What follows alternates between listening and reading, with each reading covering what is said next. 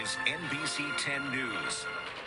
Local lawmakers are making a promise as a result of an NBC10 investigation. The point of that investigation was to end deadly hit and runs. Investigative reporter Mitch Blocker found that Philadelphia police, they don't have basic technology to track down criminal drivers and also keep track of problem spots on the roads. Now that failure may have led to deadly crashes repeating themselves.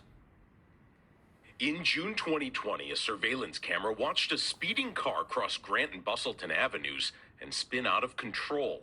Sebastian Plummer was one of the 5 passengers. He turned 19 in the hospital. He had his birthday in the hospital. Yes, the accident was on June 1st and his birthday was on June 3rd and he passed on June 6th. Karen Bush is Sebastian's mom. She only recently discovered a deadly crash happened here before.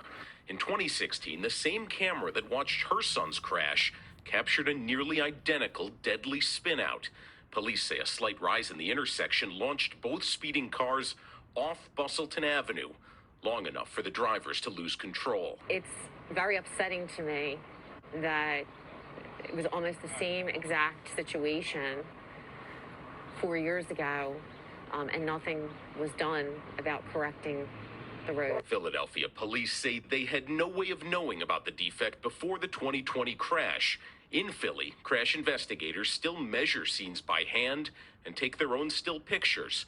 As the NBC10 investigators first reported, at least a dozen other local departments use 3D imaging cameras capable of measuring a scene in minutes and accurate to the millimeter. And how useful is that to the civil engineer? They can make modifications to prevent something like that from happening again. It's also useful in a criminal investigation, according to the captain in charge of investigating crashes in Philly. This is a good spot right here. In October, Captain Mark Overweiss asked the company that makes this scanner for a demonstration. They used Bustleton and Grant Avenues because police knew it was an example of a design flaw hand measurements and video evidence could miss.